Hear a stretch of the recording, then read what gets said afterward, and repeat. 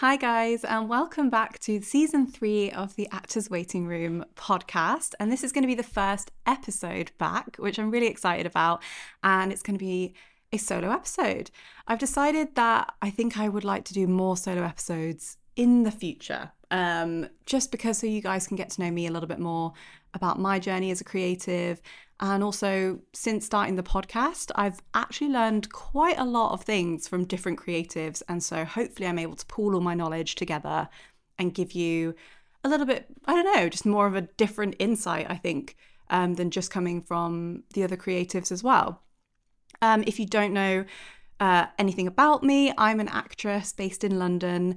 And I've started this podcast to talk to creatives about their creative journey and to hopefully get some pearls of wisdom about their journeys, about their career, in the hope that I can emulate it and so that everyone else can also emulate it as well. So sit tight. We are going to be talking today about the myths of the acting industry. I think when I first graduated from drama school, there was a lot of talk about different types of myths that circulated around. Maybe it was produced by actors, maybe it was produced by other people, but I think there was a lot of myths flying about what the industry was like, or these do's and don'ts that you have to follow. And I just think when I look at the list now, because they are the things that I used to actually obsess over when I first graduated from drama school, about like things to do in the audition room and stuff, it really it's laughable about how much you get yourself into a tiz about these things that you can't control, and they are actually myths as well. And having spoken to quite a few different creatives, like casting directors, producers, there are all these different myths that I think maybe it's the actors, we're creating these things, and they're just not real. And so we're going to debug a lot of those today. The first myth, I think, is something that I've heard time and time again. And it's not like I don't agree with it, but I have some thoughts on it. And the myth is, be yourself in the audition room. I don't think you should be yourself in the audition room. I think people might say it to you in the waiting room, or maybe casting directors have said it to you, like, just be yourself, like, don't worry about it, just be your natural, normal self. My natural, normal self going into an audition room is a bit of a nervous wreck because you want the job so badly, right? And I think I'm allowed to be my normal self. I don't know, I feel like I'll trip up somewhere. And so my normal self, when I go into an audition room, is still a mask. Like, it's still a version that I want them to see of me. Like, it's rose tinted glasses, like, of me. And so I walk in the room masking that I don't feel so nervous that I might pass out, or really desperate that I really want the part because I haven't acted in a good few months, or just because you would kill for this dream role and you would do anything to have it. And you're already planning your day in the lives in the TikTok about what it's like to be on the West End, or what it's like to be on a film set or TV show or whatever. And you've already planned all these things ahead, like how you're going to get out of your day job, and oh my God, like how you're going to tell your family and all these different things. And you've just got to cut that shit out. Like, it's just got to go. And I couldn't let myself unravel like that. So when they say like, oh, just be yourself, I think it's a myth. You have to go in and pretend that you are this confident, talented, but professional creative that you know deep down that you are, but you have to walk in and be like, okay, I'm going to own this now, and I know exactly what I'm doing, and this is what this is what I've prepared for you today. This is the presentation of my work, and if you want it, that's amazing, but if you don't, that's okay too, and we walk away. I think particularly like in the first stages of an audition, usually you're invited to sit down and talk a little bit about yourself, or talk about the role, or if you have any questions about the role. In this instant, I am my best glorious self. I have had no trouble getting to the audition. I am smiley, I am happy, I am enthusiastic about the script, I'm personable, I'm entertaining. These are all different masks that I put on when I walk into the room, and I put on mainly that I am confident and I'm professional and that I'm able to do this. So I think the advice about, just be yourself in the audition room, that's not helpful. Like, it's really not. Like, yeah, there shouldn't be as much pressure, but you have to present this calm and collected version of yourself that's people are going to want to work with. Like, when I finished drama school, or when I think it was actually during my last year of drama school, we did mock auditions, and my course leader said, I don't care what type of journey you've had on your way to your on the way to your audition. It might have been the worst one. The bus might have broken down, the tube might have been delayed, it's raining and now your hair's all wet, or all these horrible things happen. You have got to go in and smile like you've had the most perfect morning, that you are so well prepared, and this is your time to shine. And do you know what? You're an actor, so we can paint that picture of what we're supposed to look like. I get it's annoying that you can't always come in and be frustrated about the fact that you've had a really terrible morning, but don't be yourself. Because if I was myself, I'd come in and be like, I've had a terrible journey, the tube was this, or this woman sneezed on me, or whatever, because that's my normal, like, chatty self. No, you can't do that. So that's my myth number one. Myth number two is, again, in the audition room, I don't know where I heard this. I have no idea where I heard it, but that you'll be blacklisted if you don't know your lines. Where do people get this from? Like, yes, you're supposed to turn up and be prepared. Yeah, but sometimes the script is sent 24 hours before. Like, hell, I've even had an audition where I've arrived and everybody else had the script and I didn't. And I had to go in the room with the script and read off the script. Didn't get the part, obviously, but these things happen. And I can't remember who told me, but it's circulated around in the actors community that if you don't know your lines, you're going to be blacklisted and they're never going to see you again. It's a load of rubbish. It's a load of rubbish. Yes, they want you to be prepared. And that goes without saying. I always strive to be perfect on my lines, or to know what I'm doing, or present choices, or whatever you want in the room. But, you are human at the end of the day, and they know that. They don't go, oh, she messed up a couple of lines, like, we're never going to go see her ever again, or she just wasn't prepared enough for me, so I'm just never going to see her again. It's just not like that, and that needs to get out of our head straight away. I mean, I've been to a couple of casting director workshops, and a lot of them have said, just lift it off the page, you don't even need to learn it. Now, being a dyslexic actor, there's no such thing as kind of like just lifting it off the page and hoping for the best and just reading it off the page. I have to be 2 steps ahead of everybody else, and I have to be like way more prepared to be able to do that. So if I'm going to be able to do that, I might as well just learn the lines in the first place. But, if I'm given the script last minute or whatever, I do often just put my hand up and say, like, if it's all group workshop, but obviously, like, if I've just come in and they're like, oh, should we see you now? I always say, like, you know what, I'm dyslexic, I'm really sorry, I'm just going to need 5 more minutes with the script.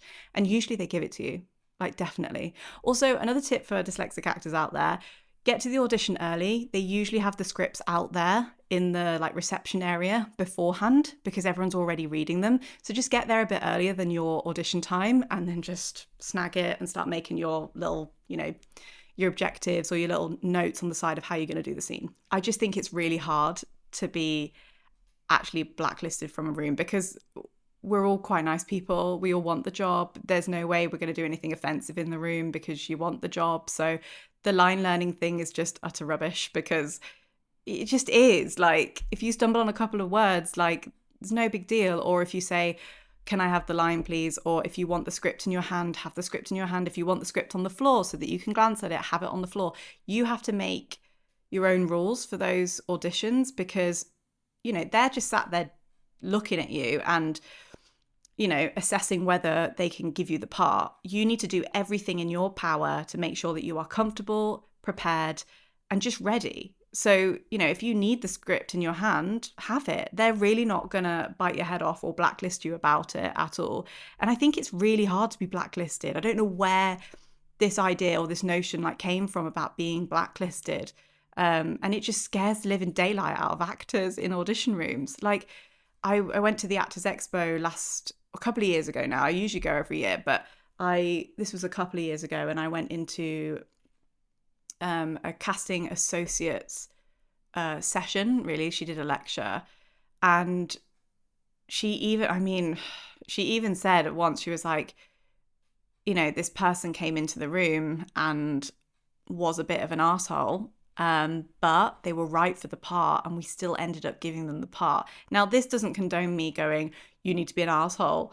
Don't ever be an arsehole. Why? There's no need to be an arsehole. But if I think it just proves the point that you have to go really far to be blacklisted by the sounds of it. And we're all nice people, and we wouldn't do these like weird things in the room that apparently people get blacklisted for because you want the job. So yeah. The next point is you can ask for stuff in the audition room. The myth is that you can't ask for anything in the audition room, that you're supposed to go in, do your part and leave as quickly as possible. No. Like, it's like the thing with the lines. Like, if you need to have the script in your hand, have the script in your hand. If you need anything from them, that's why they ask if you've got any questions about the role, because they don't want to waste their time. And why should you waste your time? So some people think that the questions question about like, do you have any questions about the role, is like them trying to trick you. It's not. They're asking genuinely before we get started, before we look at everything, do you have any questions about, the role? And that's also the same for, do you have questions about anything else that can help you perform this scene or perform this monologue or soliloquy or whatever you're doing? Like, there was an instance once when I walked into an audition room, and I sat at the table, and we'd had like a chat about the role and the character, and I felt pretty good about it. And they were like, okay, so shall we see it then? Yeah. And I was, like still a little bit naive about the whole like audition room, and still very inexperienced, I think. And I had practiced using a chair because I thought, yeah, this character's going to sit in this certain area and they're going to deliver it there, or I'm going to use the chair in a certain way. And because they didn't offer the chair, I didn't end up using it. And so then I ended up sort of pacing up and down the audition like room with these non-committal choices, and it just didn't work well. And if only I just had the confidence to just be like, okay, is it all right if I use the chair? Or I'm just going to use the chair in this scene. That's how I've practiced it. Now, they can negotiate with you if you want to use the chair or not, but I can 100% guarantee they don't care if you're using the chair or not. They just want to see you act. And there's lots of these different things where you think that you can't ask for anything. Like, you can ask to have a sip of water. You can ask to, have the lines reread if you've forgotten them. You can ask to clarify certain details about the role. Nobody's tricking you here. Like, they've brought you in for a reason because they want to see you for this part. So, take all the chances that you can get. Don't just come in, do a half-assed job because you're like, I'm too scared to ask for this thing. And then, because the worst thing they can do is say no. And they're not going to say no. Like, why would they say no about how you enter? Or, just own what you want. Just present your work. And if they like it, they like it. And if they don't, sadly, they don't. And we move on to the next one. That's my mantra. I know it's pretty like blunt, but I feel like you have to be. The amount of auditions that you go through, you kind of just have to be like, I know that I was happy with my work. They didn't like it. Or sometimes they do like your work, but you still didn't get the part. You could sit and analyze audition rooms over and over and over again. And you're never going to know the answer. So why stress and worry about all these things that you really cannot control? But the things that you can control in the audition room is how to ask for things. Ask for what you need so that you are better prepared. The ultimate myth that I think everybody kind of who is already in the acting industry knows, sadly, is that one big job does not equal a lifetime career in acting.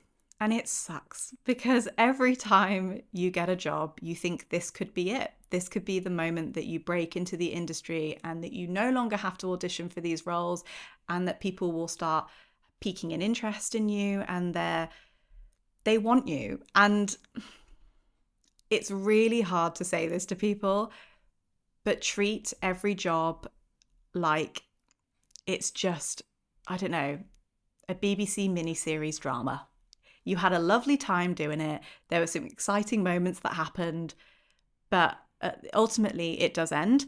And then you have to strive for the next job. Like it, I think a lot of people think that when they get one big role, it's going to snowball into this massive life-changing career. It's their break. And there's not one actor in this industry, no matter how big you are, that doesn't fight for their place constantly. Because if you stop fighting for your place, people still aren't going to give you the opportunities. Like, hell, I know you could say someone about, like, who can I think of? Cillian Murphy is a massive actor that's played lots of different roles. And I saw his Variety Actors for Actors interview with Margot Robbie. And he said he still writes handwritten letters to directors that he still wants to work with. Yeah, he may not have to audition anymore because there's so much of his work already out there, but he's still fighting for his place in this industry. And so the biggest myth is that you think you can do one job and just, that's it. And, you know, I have a lot of friends, creatives in my little community, and they've done some really big things. And we all hope that this is the thing for them that's going to turn them into this massive success story that they want themselves to be in. And it just doesn't happen. And it's really sad because you deserve it, because it takes so much fight to be able to get there in the first place, to get the big job. And you feel like, you know, you still have to, oh, it sounds horrible to say, but you still kind of, after the job finishes, you feel like you're kind of going back to square one. You're not. But that's kind of probably what it feels like. And that's a horrible myth, and I hated writing that. But it is. It's one of the myths of our industry, I'm afraid. This next one is probably a little bit difficult. Since writing this like myths list, I've actually spoken to a few different creatives about the casting bracket and everything like that, and we're gonna give it a go. I think it might be a myth to definitely know what your casting bracket is. I think you could drive yourself insane about what your specific casting bracket is. And maybe this is because I find it difficult to navigate my own casting bracket, and some people might have a very set path for them that's very easily identifiable, but I don't.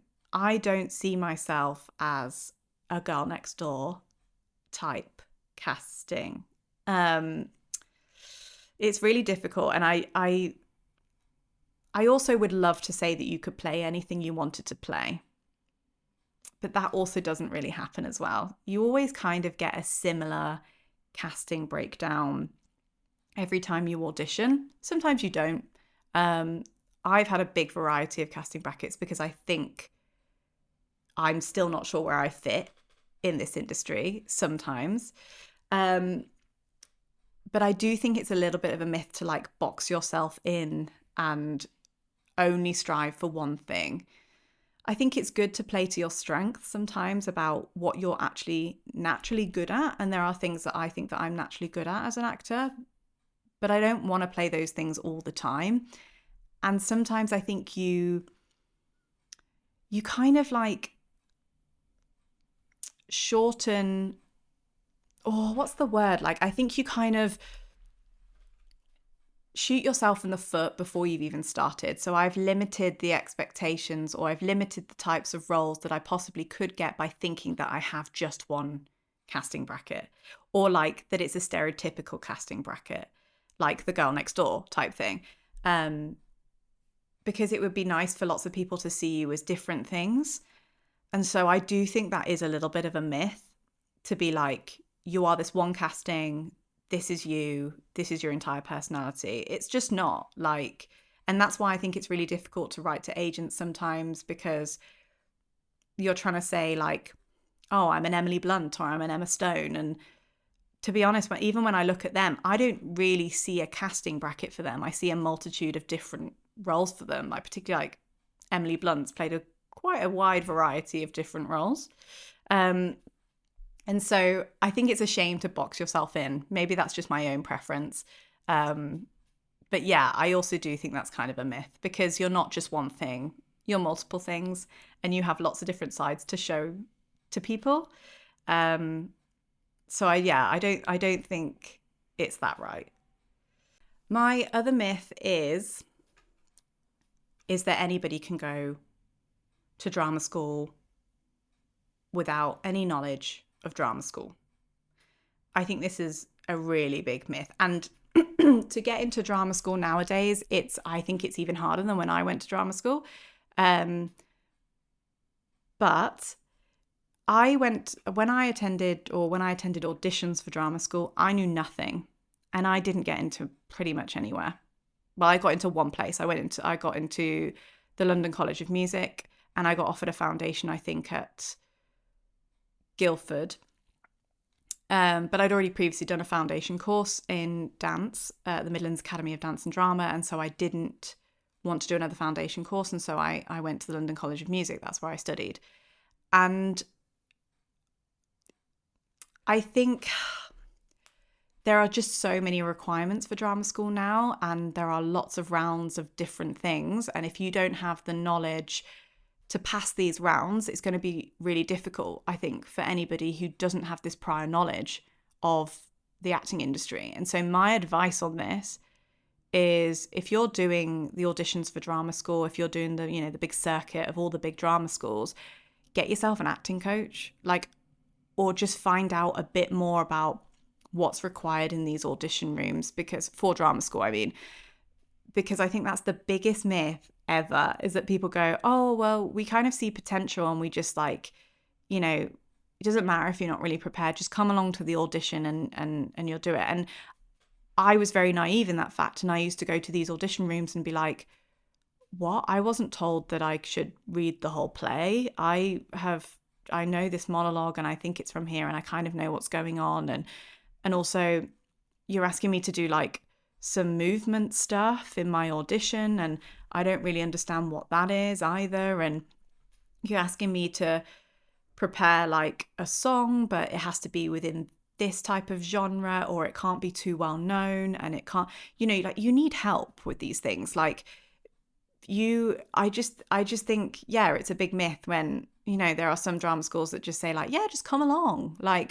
No, it's a really tough audition room is a drama school audition, and you need to be prepared for that. And that's the one thing that if I could go back in time and do it again, it would be to get an acting coach. It would be to, there are acting coaches out there that are specifically designed to help you get into a drama school, not just acting coaches for the acting industry, because I do think it's a different ability, because there are check boxes that you have to tick to get into some drama schools, about level of technique, about, life experience, and just different things that you wouldn't have even considered for, particularly if you're auditioning at the age of 18, 19.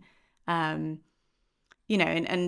that's why half the time, sometimes when you get into a drama school, there are a lot of older students on the course, because they've gone home, they've done their homework. Maybe it was the third time that they auditioned for drama school and they got in, because now they understand what the requirements were.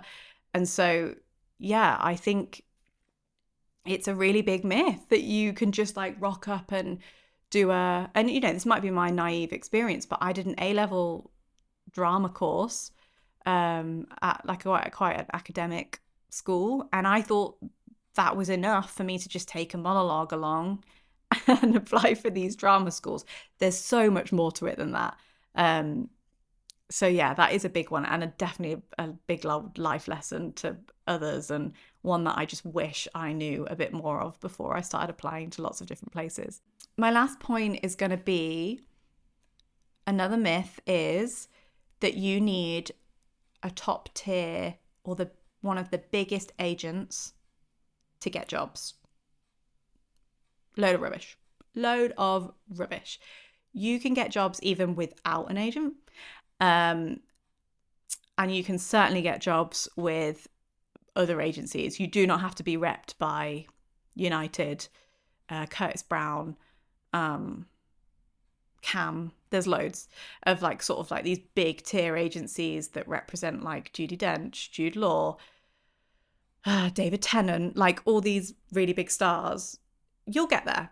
You'll get there. One day you'll get there. But right now, don't strive for these massive agencies. I mean, you can. There's nothing wrong. There's nobody saying that you can't. But like the fact that you're not going to make it or you're not going to get the right jobs because you're not with this massive, great big whale of an agent, it's just not true. Like most agencies, like my agency gets a lot of the breakdowns that, you know, those big agencies get. You know, there might be some instances where like a big role comes up and they'll go directly to these big tier agents to get like a name or something like that. But you can 100% get these jobs without these massive agents. Most agencies all get the same breakdown list. You may not be able to see it on Spotlight because that's just the way that Spotlight works. You don't get to see all the, you know, the big jobs. But like, don't get yourself down about this because, and also, if you need proof as well, ask your agent for your subs list, which is, if you don't know what a subs list is, it's a submissions list of everything your agent has ever subbed you for. Sometimes they do it, you know, like you can say, can I have my subs list for the past month to see what you've been put up for? Or it could be over the past 6 months, or, you know, whatever they're willing to, or what they're willing and what you want to see. Go and have a look at these subs lists because they'll show you that they've put you up for RSC, BBC, National Theatre, ITV, I don't know, Hell Soaps, Hollyoaks, you know, like that is proof in itself. And you don't need to be obsessed with gravitating towards these huge, massive agencies. If you get these massive agencies, hell, go take on the ride, go do it. But don't get dragged down in the mud about like, oh my God, I don't have this massive agency. It will come. It takes time. And especially if you are first graduating from drama school, don't put that pressure on yourself. Don't be like, oh my God, when I graduate from drama school, I'm going to be signed by Curtis Brown. That does happen once in a blue moon, but just don't put all your expectation on that. There are so many great agents out there and great boutique agencies that just really know what they're doing and know how to build you up and brand you, and just take care of you as well, because you know you'd be fresh out into the industry and you want kind of somebody that's going to work with you to make sure that you're on the right path and that you're getting into the rooms that are at the level that you're working at right now. And you know, like, yeah, I think just don't get bogged down about it. And also the myth about the fact that you have to have an agent. You don't have to have an agent. There's plenty of people that make a very good living by just contacting casting directors and directors themselves, by networking and knowing people that don't have agents, and they don't need the agent in the end because they're already doing it, and they're doing a whole life of, you know, they're already working, and so, you know, maybe wait for the right agent to come along rather than just any agent because you're desperate to sign with somebody straight away to say that you're an actor that has an agent. Like, it's really not the end of the world. Better to have no agent and killing it and doing it on your own and all that stuff than being with an agent where it's not right for you and, you know, the relationship's not right. And I think the takeaway from this whole episode, if you can take stuff away, which would be great, is all advice needs to be taken with a pinch of salt. And there are some people out there when you work on different jobs that will give you these golden pieces of information that you're like, that clicks, I understand that, I kind of know more about the industry and I understand where I fit in it. Sometimes you can get advice and it's just not helpful. Like these myths are out there and they're being circulated all the time. It just makes the actor way more scared than they need to be, because let's be honest, it's nerve-wracking enough performing and being that vulnerable on stage or on set as it is. Don't make the jobs harder for yourself. So yeah, just don't. So just take everything with a pinch of salt and discuss it with your acting community, and just see what people think, like don't get wrapped up in one person's advice. Like, and that's me saying that having a podcast, like take my advice also with a pinch of salt. You know what I mean? Like compare it with what you read or what you talk about, or, other creatives that you talk to about. Like just make sure that the advice that you're getting is like, beneficial to you, I suppose, is what I'm trying to say. Yeah, so that kind of concludes the episode. And thank you so much for hearing me out. And yeah, I hope you have a wonderful week, whatever you are doing, whether it be creative or not. And I will see you in the next episode.